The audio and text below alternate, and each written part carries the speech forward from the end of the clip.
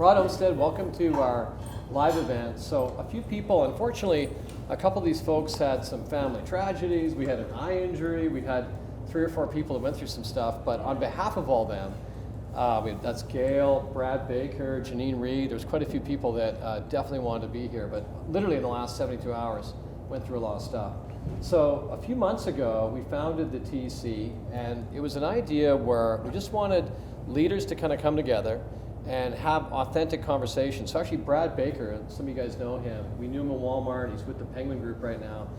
Our first call that we had, it was all virtual, and our first call we talked about leadership and things, and one of the things we agreed was that sometimes when you're in a corporate environment, and you're kind of maybe at a leadership event, or you're kind of forced to be somewhere, you kind of, you learn these behaviors like, I'm going to ask a really smart question, then stay quiet, smart enough to be noticed, but quiet enough not to take a risk, and maybe I hear something good, but I'm kind of uncomfortable, and I can't really learn anything new. And one of the things we talked about in that first call was, let's just take the time to learn some new stuff.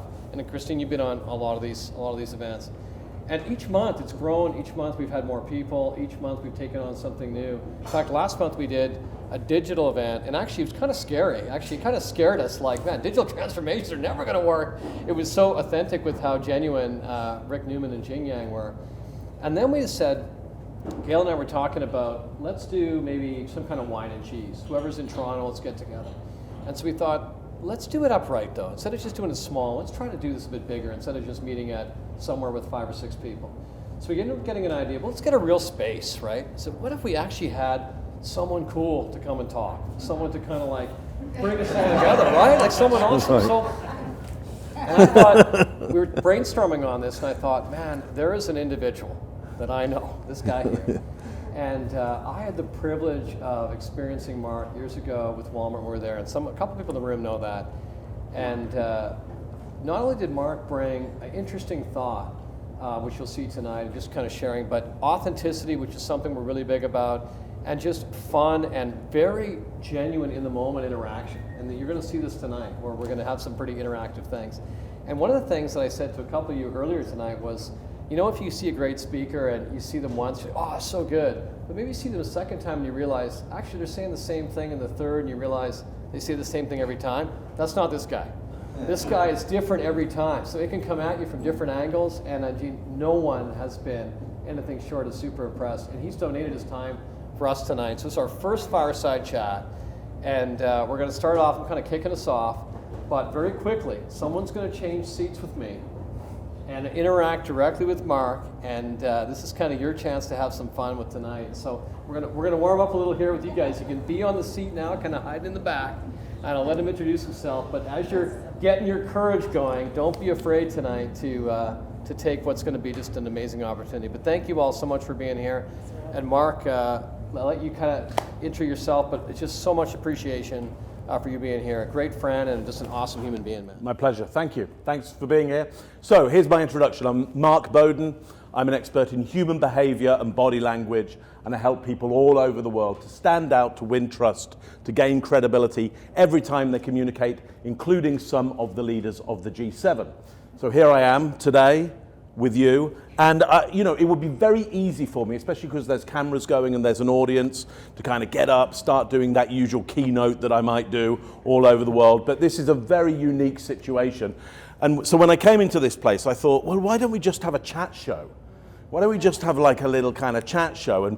And Rod, you kick it off, and then people come down and sit with me, and we get to kind of chat a little bit, and you get to ask me whatever questions you want. And so look, here's the thing you need to be thinking about this evening, and we'll probably spend half an hour maybe together having a chat, is what's most on your mind around communication? Like, what are the things that really bug you, that you think, if I knew the answer to that, I could go away tonight going, great, I can get back to my life or work or back to that community, whatever I'm trying to get done, and I know I'm going to be able to get it done way smoother because I got some help tonight. Because I help people all over the world with this, and all I do is I go like, what's up?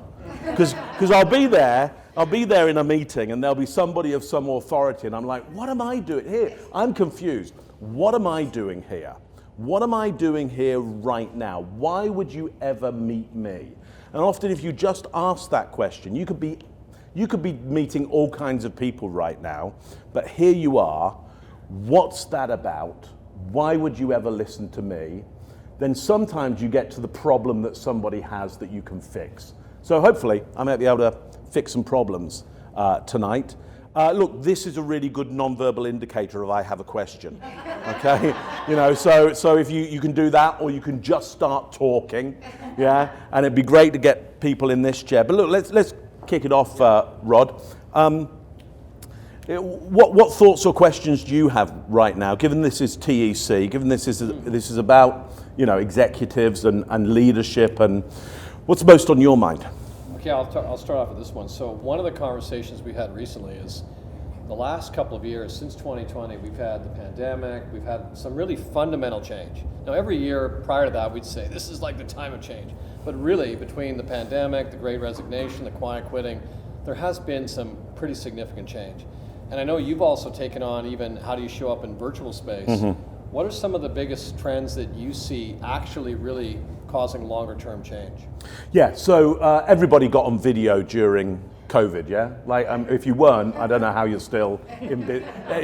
If you're in business right now, I don't know how you're still in business. I mean, I'm not saying it's an impossibility, but everybody got on video fairly much immediately who really felt the pressure of this. I mean, I think there were some people who kind of hung back and went, no, I think this will be over in a couple of weeks' time.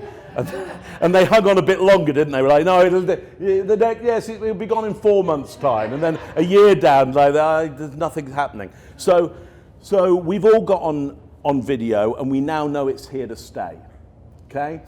I think the trend for me, is that your first meetings with people in business are now going to be via video, I think. Whereas before, it's like, if I was going to meet you for the first time, it would be, okay, well, here's when I'll be in Toronto. Yeah. So let's wait until then. I mean, we might have a phone call, but we'd know that face-to-face is the place where we really might get some business done. So I would hold off and I'd go, look, I think in 6 months' time, I'll be in Toronto. So let's do the meeting then.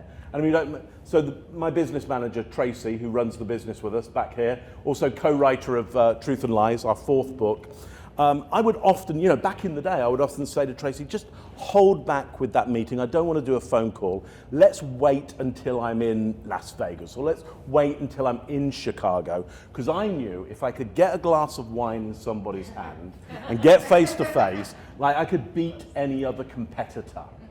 Now that's not true, I think. If I can get on Zoom with somebody and I know the right techniques, I can make more intimate contact with that person faster than I can face to face. Yeah, and beat the competitors immediately. And then when we've had 3 of those meetings via video, and I go, hey Rod, I'm actually in Chicago next week. When we meet face to face, we're already friends. We're already best mates.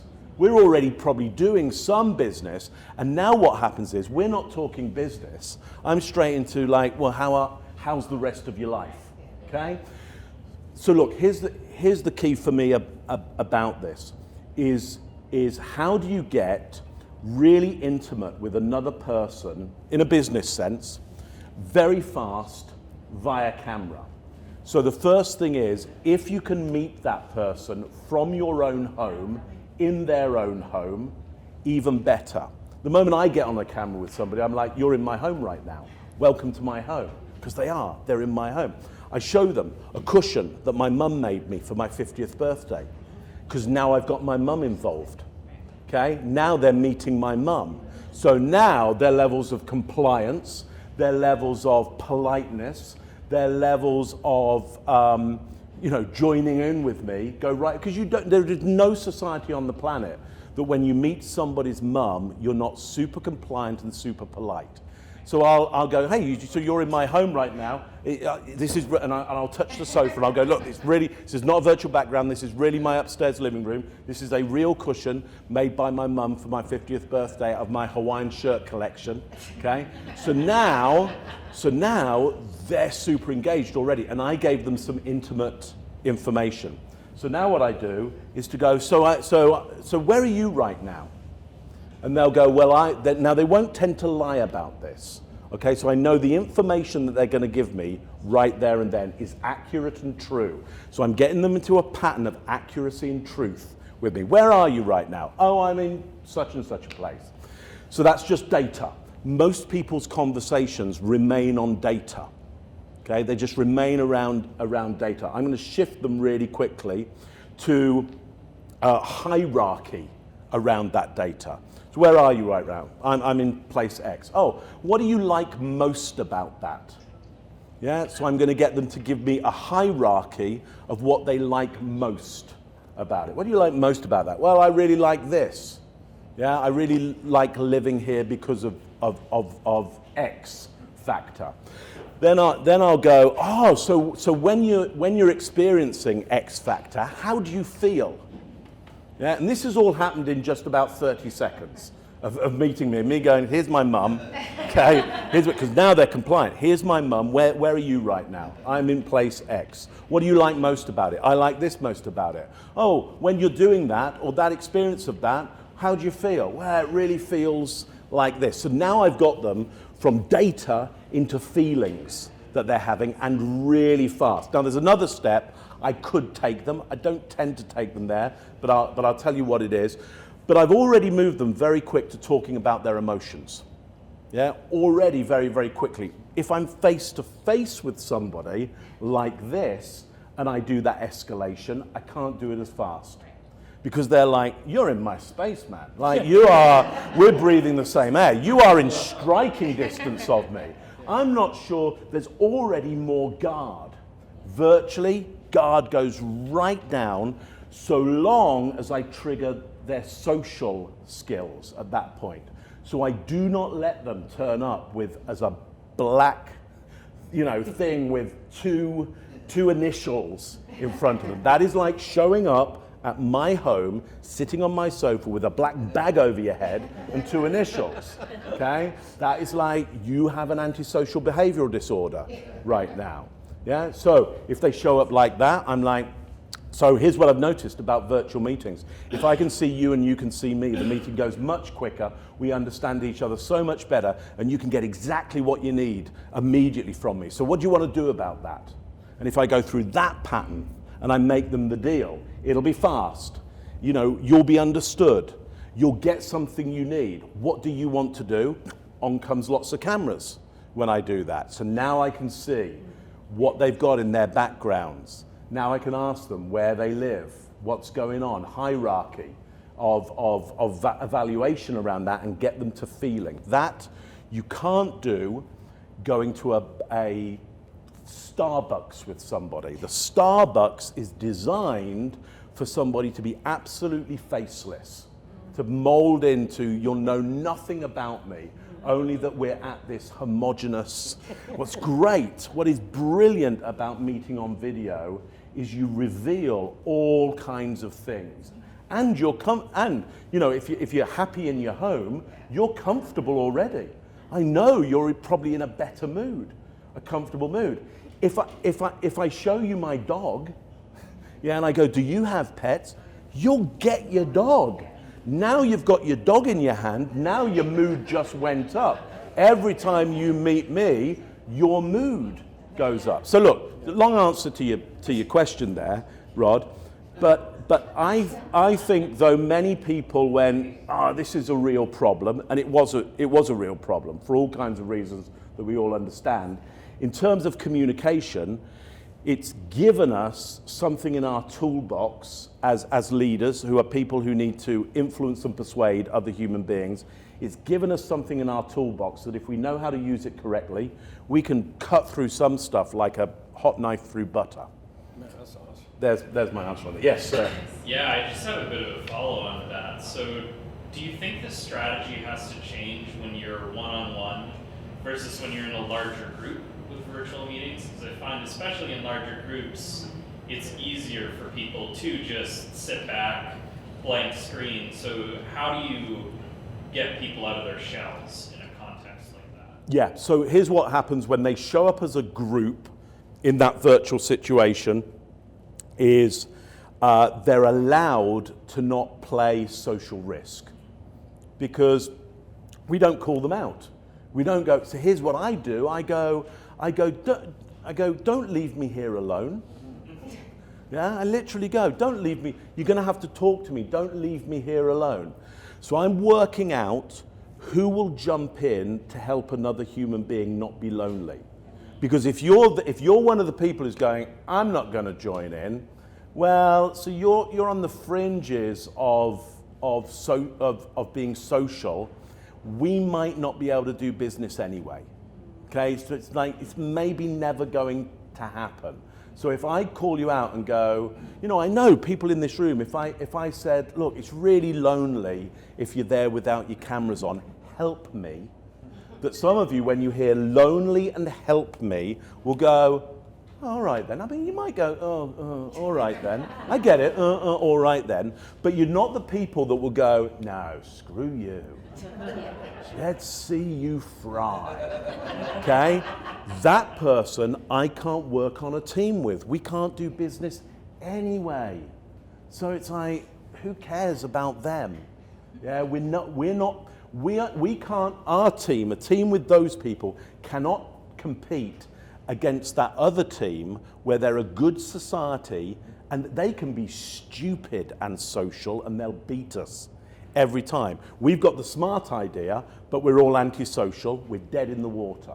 That's why human beings are so prolific on the planet, because we're social mammals. We can make deals with each other, we can understand each other, we can get together in groups. My bad idea, with one friend will beat your better idea with no friends. Because we'll build my bad idea, we'll realize it's bad, we'll go, what was wrong with it? I don't know. Let's go and get somebody else and ask them. We'll make more friends. Come and give us a hand. We'll gather a whole bunch together. Meanwhile, you can't carry the produce to get the thing going because you've got no friends, okay? So to your point, I'm trying to engage people and go, I'm trying to test them. Will you be social with me if I tell you I'm lonely and I need help? Yeah?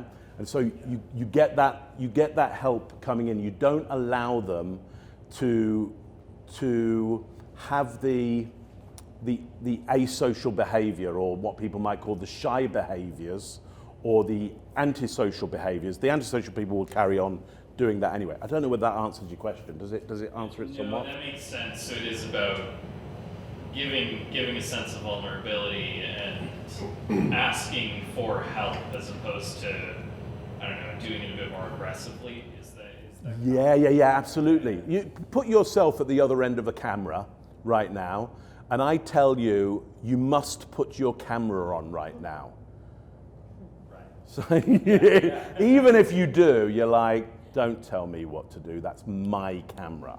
Yeah? Even if you go, okay, you have some power, I worry that if I don't put my camera on, some kind of power will rain down on me. I've maybe got a leverage on you in some way.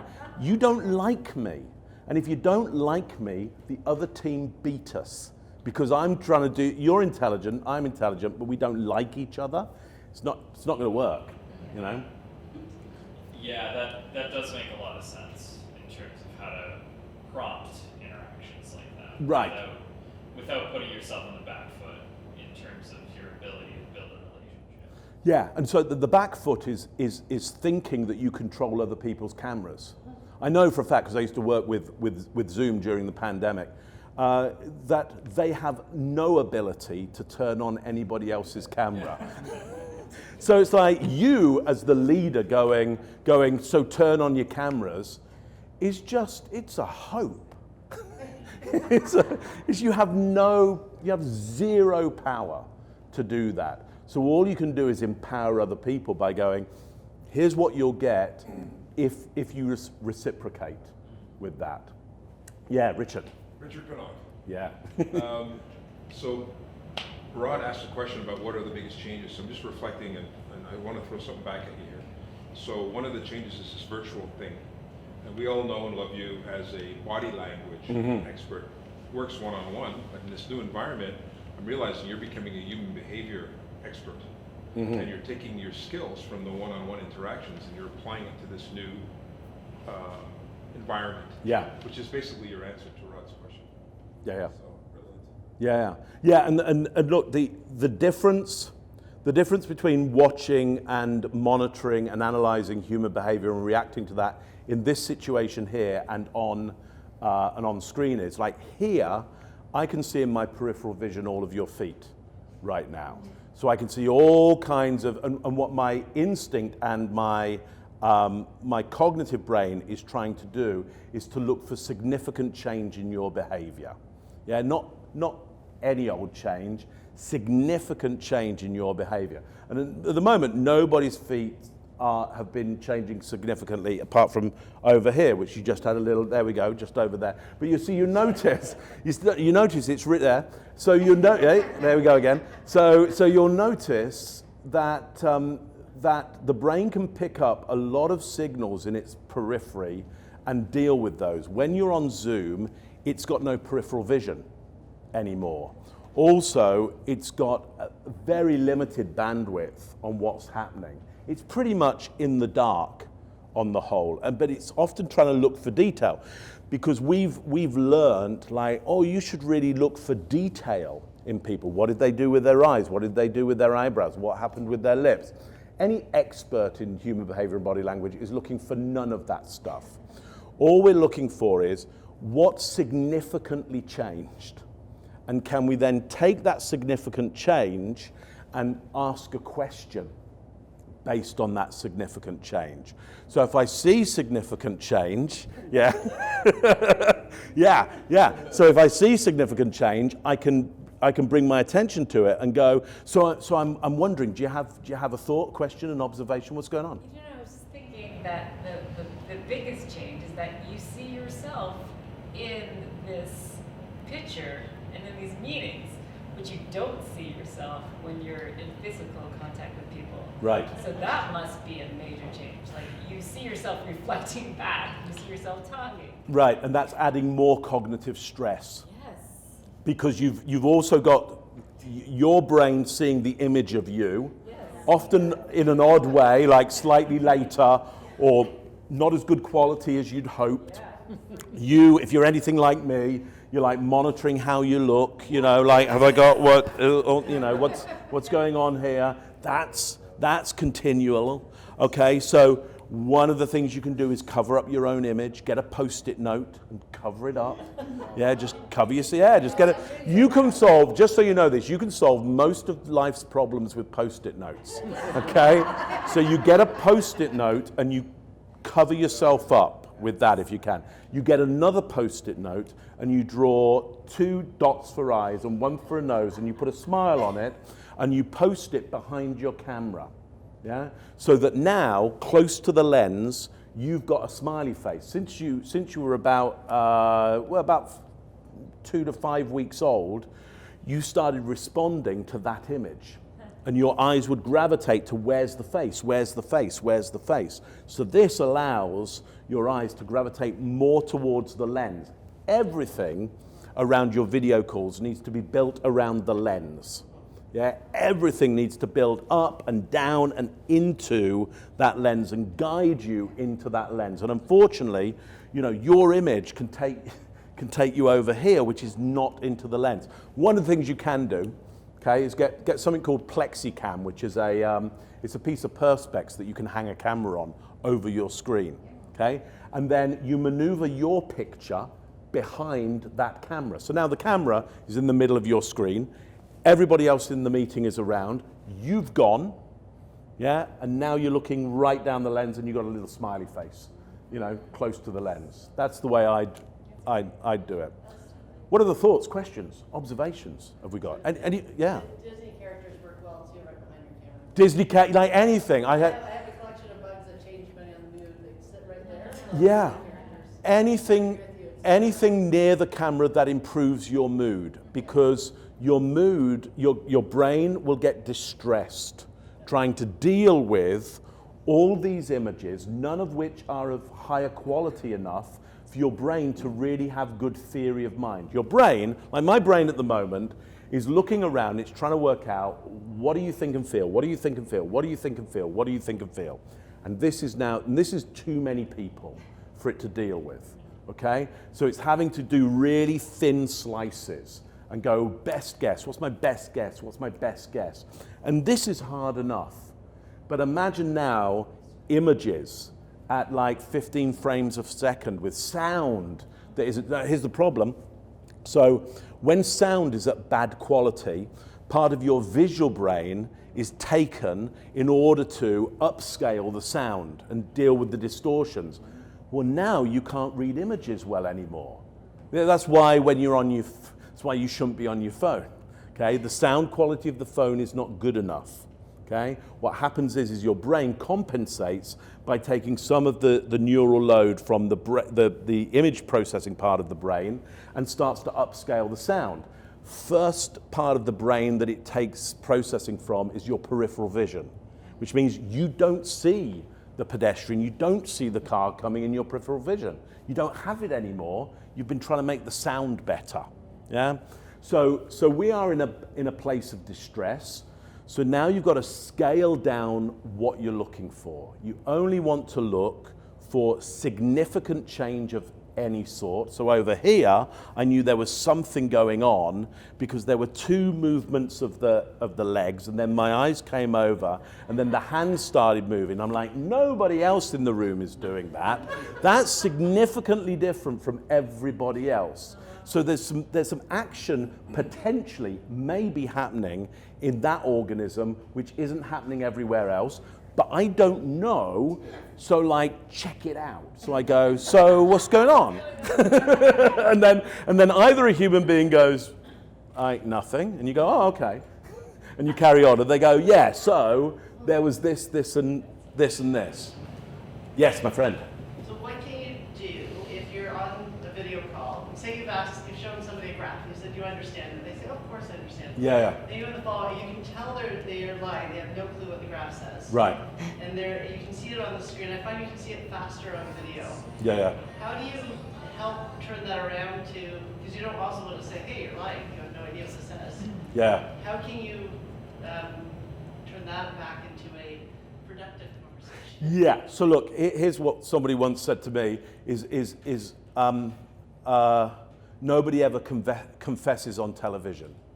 Okay, so they're always going to lie to you on TV. They're always going to lie to you. Okay, when put under pressure, do you understand this? They're going to go, yes, especially if there's a social group there. Nobody, here's all my peers. Do you understand the chart? Yes, I do. Like, of course they're going to lie. Nobody's going to confess on live TV. I did it. Okay. You got a whole bunch of uncomfortable people. So here's what I do. I go, so what's your biggest takeaway from this chart? Yeah? Yeah, which somebody will come up with something. Yeah? Or if it's one person. Yeah? So you've taken them through the chart. So first of all, what I do, by the way, is I go, so take a look at this chart. What do you immediately see? What do you immediately see as most important? Because they might get it immediately. They might go, well, it's the delta between that and that. And you go, yeah, exactly. We've all just saved each other time. There's the delta between that and that. Well, oh, fantastic. What do you think that means to the business? That means we're going to crash in tomorrow. It's like, yeah. So do you see the problem? Yeah, I totally do. What are you thinking of doing about it? Well, we got to get a loan, haven't we? Yeah, good solution. We could do that. We could get a loan. I've got another idea. Do you want to hear it? So now, instead of instructing people, I'm going, what do you notice about the images that you've got there? What's your best guess? And if they get it wrong, then I go, here's another possibility. Yeah? And we try and go there that way. And if we've gone there that way, then at the end of it all, I can go, what's your biggest takeaway from this? And sometimes they hit it right, and they go, it's that, this is a terrible business, and we need to get out of it. I'm like, I'm glad you said that. Here's my other idea. I think we should pivot to this. or they go, you know, it's a terrible idea, we should get out of the business, and that isn't the idea that you had. And you go, well, that's one way of looking at it. Let me just give you 2 other alternatives that I've thought of. So I'm trying in communication never to come up with something that they can get wrong. Never give them something that they can get wrong, because because everybody stops talking in a social group when people get it wrong. Make sense? Other thoughts, comments, observations, accusations? Yeah. So half my meetings are virtual still. Yeah. Some are recurring meetings, some are ad hoc. But many of them are cameras off. Yeah. But there are some people that have their cameras on all the time. Right. And I sometimes want to jump on that bandwagon, but I'm not sure because no one else has it on. Do I want to be that one guy sitting there listening with my camera on? And what's your thoughts on that kind of? What's the benefit of having your camera on? The benefit? Yeah. Like, what would you get? What do you think you would get if you had your camera on, or if everybody had their camera on, that you wouldn't get if the cameras were off? I think if everyone had it on, it's much easier to engage, see people's interests, read Right. faces. Right. If you're the only one, it might come across even as, I don't know, like, why must everyone see your face? What's Right. special about your face? So if somebody wonders why I'm doing something, I'll just tell them. So I would go, listen, I just want to make an announcement to everybody. I'm going to have my camera on today, because here's why, because I think it'll be a much easier meeting for me and for you if I have my camera. I could be wrong, okay? And so I'd love your feedback on that as to what. So again, I just go, here's what I'm going to do. Here's why I'm going to do it. I'm doing it for a benefit. I'm not doing it to make anybody's life terrible. I'm trying to make everybody's life, especially mine. So I start with me, yeah?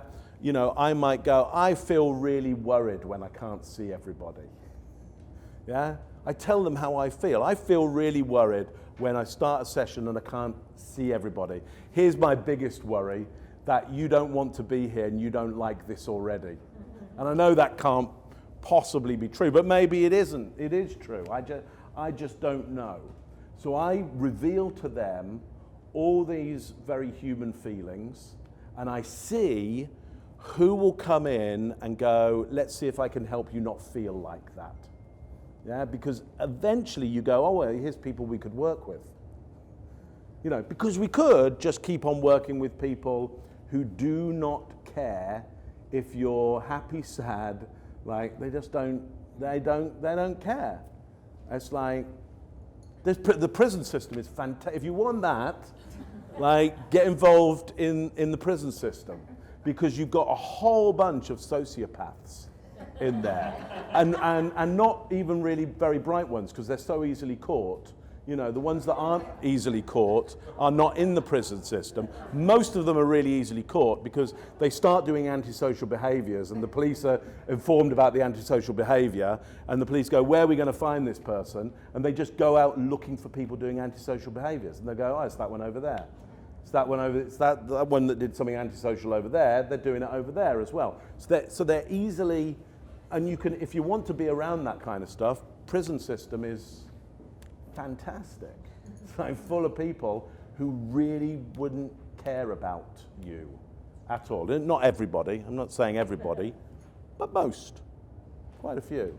Yeah, Richard. Mark, I wonder, this is fantastic discussion, sparking all sorts of, so thank you. I wonder if we could maybe change the topic a little bit. I know that in your background you used to be an actor in London. Yeah.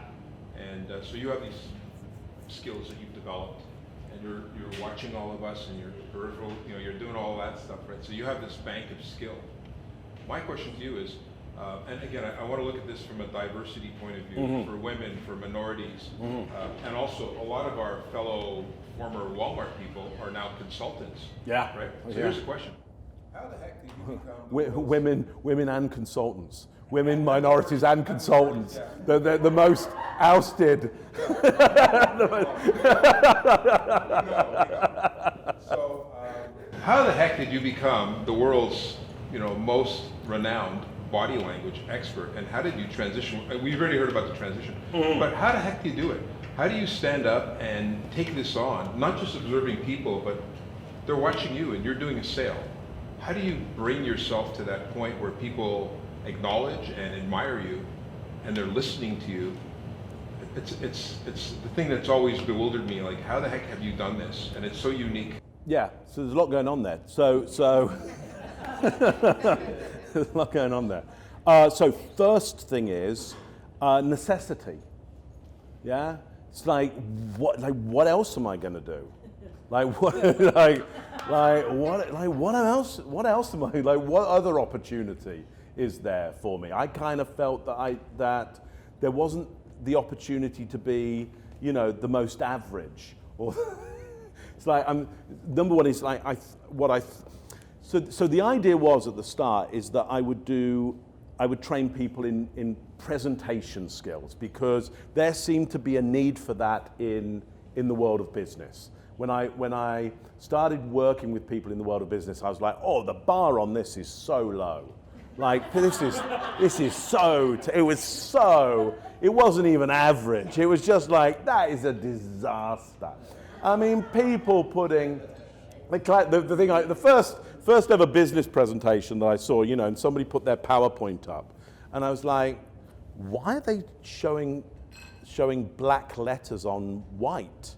Why are they, did they not know about the Lumiere brothers? Have they never seen the credits at the end of a film that you put white letters on black? Because projection works with that we look to the light, not the dark. So we need to, I just that's bonkers. I just didn't understand why people in business didn't know the most fundamental basics. And then I realized, well, why would they? Why would they? They'd started doing projections from writing on acetate and putting it on, and then somebody had gone, hey, we got PowerPoint, and they'd gone, it's the same thing. No, it's not. It's totally different. It's not the same thing. So there was that going on. So I thought, okay, I can give some help here. And then I realized, okay, there's a whole bunch of people who do this thing. So why is anybody going to pick me over that person over there? Yeah. And I didn't really know anything at that point about branding and the idea of why pick me over that person over there. But I just went, well, look, I've got this real fascination and already have a massive skill around nonverbal communication. What if I say that's the entry point into being a better presenter, so that I've got a real differentiator, yeah? And then I went, well, but how would I make it a real differentiator? Well, I'd be the best in the world at that. I'd be the number one in the world. So I'm like, okay, well, then I need to be the number one in the world around this. And then I found an organization that were doing rankings around this stuff. So I was just like, okay, well, I'll get myself ranked as number one. Then. I mean, there's not that I knew everybody else in the game. I knew everybody else, and I knew nobody else would probably put the effort in. So I just put a lot of effort into making sure that I got ranked up the top. And so then I'm like, well, I'm the number one in the world. Disprove it. Why would you bother? Why would you on what metrics do you have that you're going to go, well, no, you're not. I don't think so. So then I'm the number one in the world. Now that's not to say that people weren't going, oh, you are really, really good at this. I wasn't ever disappointing anybody. They weren't getting the number one in the world and going, you are super average. Yeah, it's I'm not trying to disappoint anybody, but it's absolutely purposeful, but purposeful because what is the other opportunity? To play in a market as the most average of a category that lots of people are trying to, and also it's what can I do with my pricing? It's how can I I got to charge more and more and more and more and more. Well, you're not going to pay more for the average. If I say, well, I'm the number 1 in the world, yeah, yeah, I'm number 12. So I've put myself up 5%. I'm like, let's quadruple our prices because I'm number 1 in the world. Like, why wouldn't you? You're not getting in any person to do, to train your business. You're getting the number 1 in the world on human behavior and body language. So now you can do your introduction to your team, and they go, oh, well, this is going to be brilliant. Now either they go, and it was terrible, which is what we call disappointment. So disappointment is the delta between what you expected and what you got, or they're delighted. And they go, wow, it was even better than I thought the number 1 in the world at body language would be. And that's what we call, delight. That's delightful.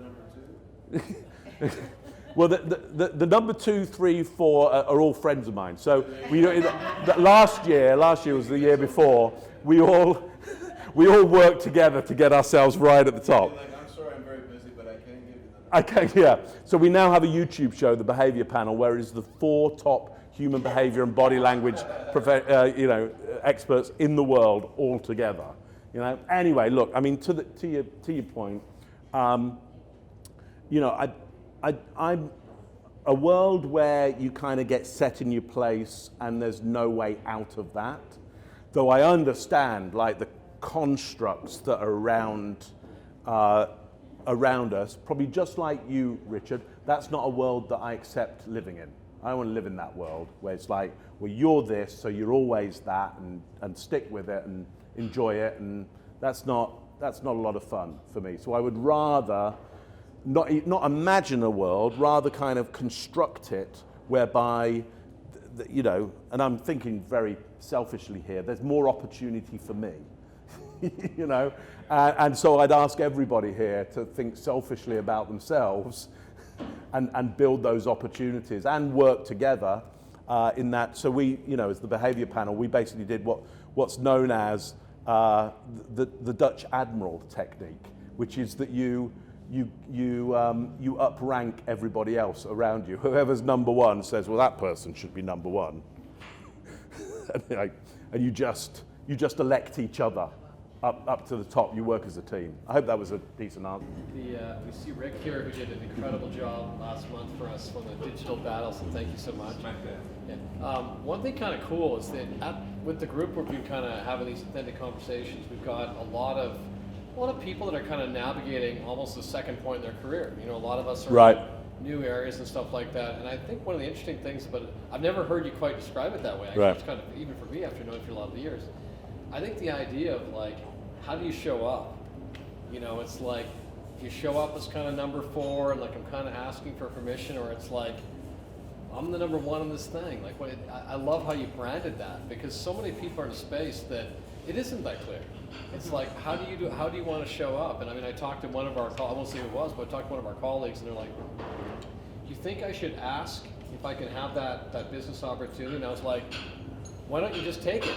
Right. Just take it. Like, just start doing it, and then they won't want to lose you. Yeah. Like, worry later that they'll be so scared to lose it. If you asked, then they could say no. Yeah. Just start delivering. So I love when you said that. You weren't asking, well, can I be the number 1? Yeah. You were like, I'm going to be the number 1. Here's what I do. Whenever I meet somebody, I start the work immediately of helping them as the number 1 expert in my field. Yeah. So I don't say, well, I'll help you if you now sign a contract with me, or it's just like, okay, what's the problem? Let's deal with that. I'll get it sorted for you, and you start the work. Whether they've asked for it, you're like, I'm just gonna fix this for you. So you start the work immediately, as if, or that you are the expert in that area. Because I don't think there's any other way that human being is going to be able to work out what the value would be. And I think there are people out there who see a world of scarcity, and I'm probably one of those people that sees a world of scarcity, but I kind of pressured myself into going, no, I'm just going to give it away, and it seemed to work. Because I was at the market down at St. Lawrence Market, and this was early on, this is Lawrence Market, and there was somebody cooking sausages and cutting them up and giving away sausages. And you know, you go and get some sausage, it's like, oh, that's really good. It's really good sausage. Yeah? And it wasn't their worst sausage. It was they're giving away a portion of their best sausage right now. Yeah? And then when you come to, and then you start going, actually I'd quite pound of sausages would be quite good. Now, do you walk over to that person over there with the pound of sausages? No, you buy it from the person who just gave you a sample, their best sample, hot, right now, of their best sausage. Now, sometimes you got some people, they eat the sausage and they move on and they never buy a sausage. That's okay. They're never your customer, never your client. It was never going to happen. Never going to happen. Because you're charging that you're charging that, and you let them, that's great. They'll tell their friend, they've got free sausage over there. You should go and get, it's fantastic, it's free. It's like their friend comes on, oh yeah, I could do with a pound of sausage. and that's the way to sell, that's the way to sell the sausage. Yeah, is to give away the best. And I wasn't doing that at the start. I would get into conversations with people, they go, well, what should I do? And I go, well, you know, I can't give you, and after a while I was like, that person selling the sausage, they never did that. They never said, I can't give you my best thing. They were just like, here's my best sausage. So I started doing that. That changed everything. Start the work immediately. Yeah. That's awesome. Yeah. Any more thoughts? Yes, my friend. Yeah, so I'd like to see you in action. You've been talking to us around the corner. You've been talking to people one-on-one.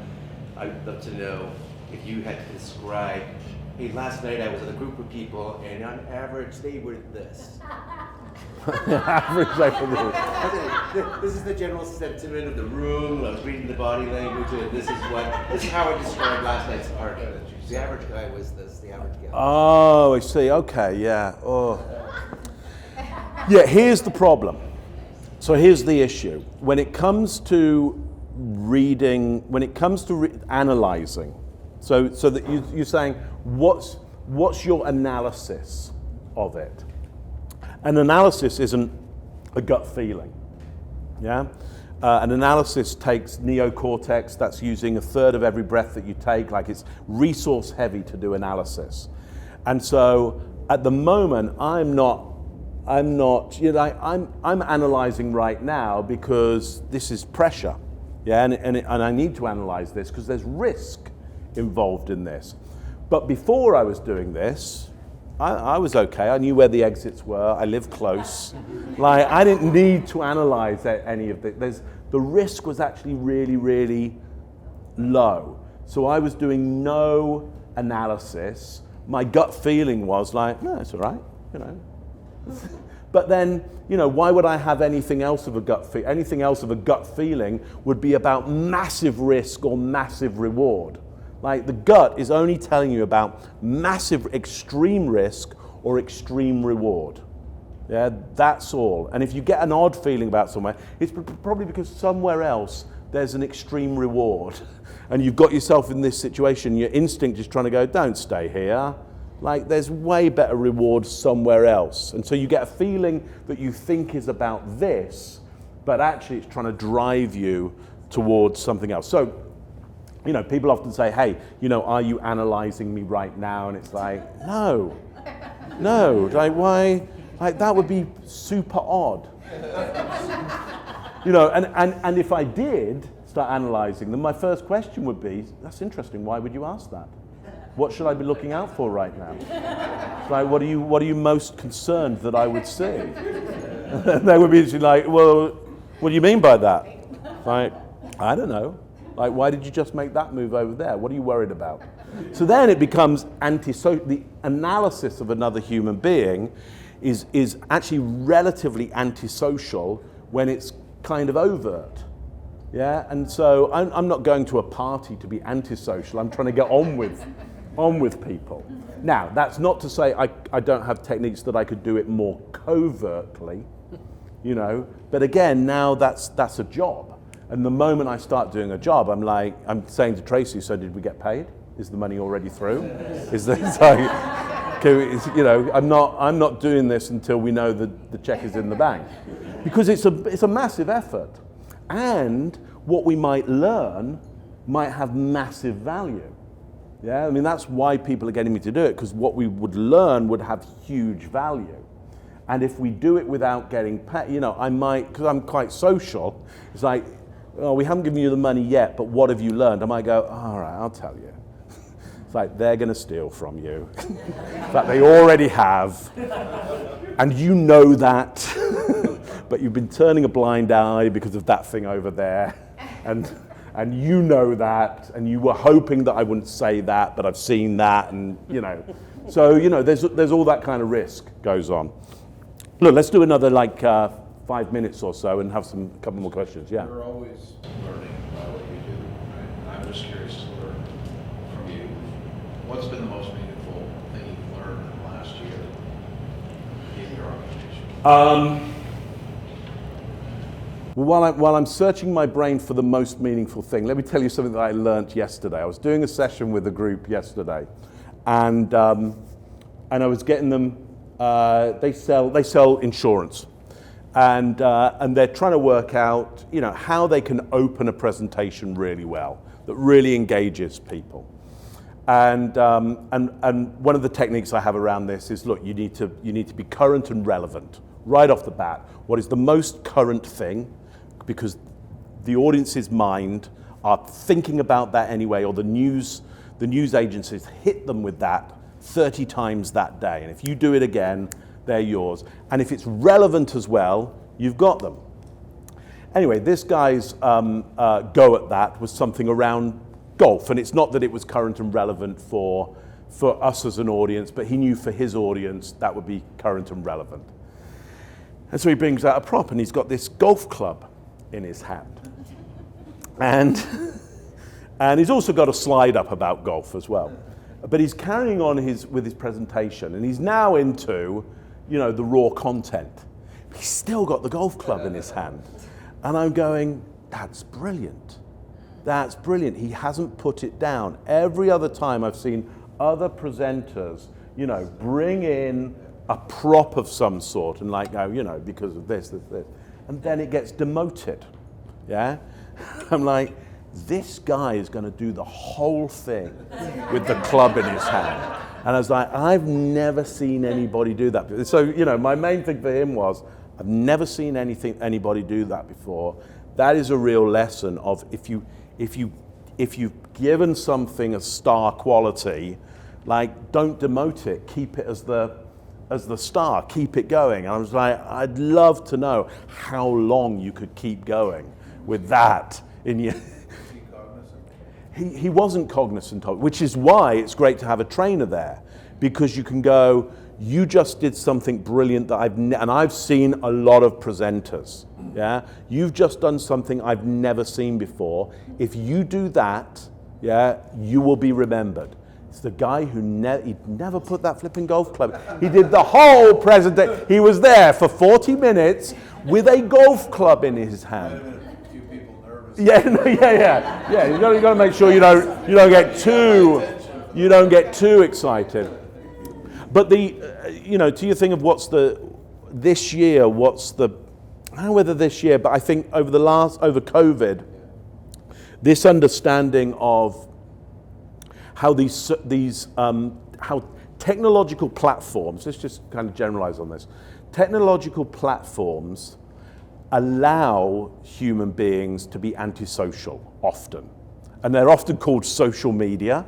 And actually what they do is allow us to be antisocial. Twitter's a great example, because you can be on Twitter without giving your real name or showing your real face. Yeah? If I came here, imagine we all come here and nobody knows our real name and our real face, and we don't reveal those. Yeah. Well, actually, back in the carnival times of Italy, that was called Greece. That was a bacchanalia. It was carnival, and it was antisocial. You know, if people had been revealed, all the marriages would break up.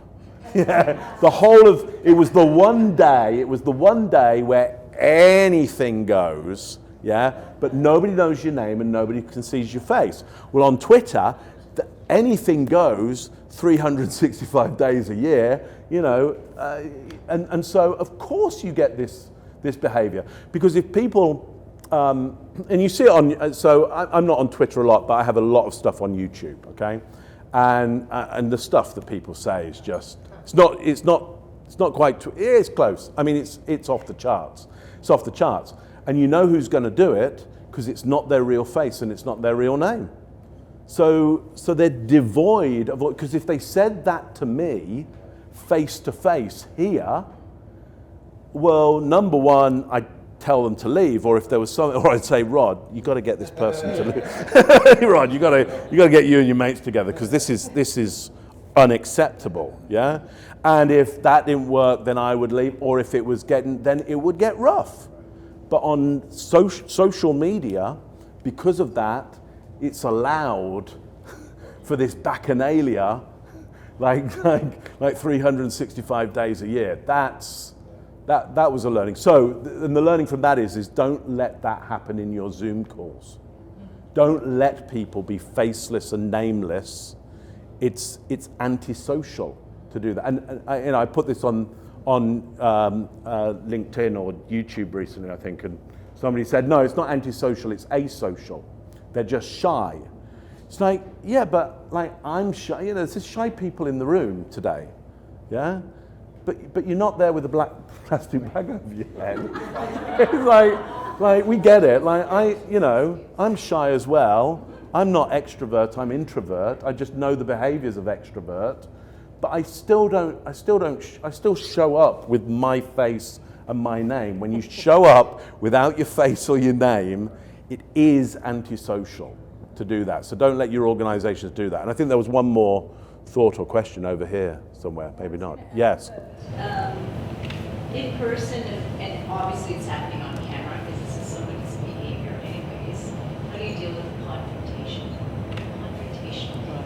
How do you actually decide? So there are a number of ways. So, but the primary, now it depends on the confrontation. Like if the confrontation immediately breaks some strict boundaries that you know you have or you know the group have, and it's like, okay, you just said something that went over this boundary, then it's like, I shut you down. Because it's my house, my rules. This is like, if you say that in my house, you are exited from the, it's not like, well, I'll be nice. It's like, no, you're exited from that. So but let's just say it's within those boundaries, which we can all imagine for ourselves, and we probably know what they might be, okay? So now I'm not gonna confront them with that. I'm gonna bring it out more, because I either want to influence and persuade them or I want to exhaust them, yeah? So because the confrontation, they've confronted me at a level that's comfortable for them. Yeah, they're not exhausting. They're like I'm quite enjoying. Part of them is like, I'm quite enjoying this. I think I'm going to win. Okay, so it's like, okay, punch some more. Let's see how much you have. Yeah, so they're like, well, you did this and this, and that's bad. What else? Tell me more. What was the worst thing about that? Yeah, when else have I done that? Yeah, so exhaust them. So you can exhaust them by going, it's worse than that. Oh, not only did I do this, but I did this, and this, and this. Yeah. So now you've got to up that. So I'm now going to exceed the comfort at which you're attacking. Yeah. So I could go that way. Yeah. So that's all influence, which is I'm getting in the river with them, because that's influence, Latin, in the flow, like in the river with them. So I'm getting in the river going, yeah, that's a great way to go. Let's go that way. I'm enjoying this as well. Let's see if you can paddle harder.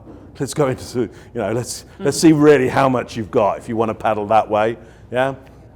Yeah. And then they will probably start to offer, as they get exhausted with this, other opportunities. They'll probably deviate to some more positives, especially if you do it's worse than that. It's worse than that. There was this. They'll probably go, no, it wasn't that bad. So, okay, well, what was good about it then? So once they go, it wasn't that bad, I'll go, well, what was good about it then? And they'll go, there was this. What else? So now I've got them down the positive.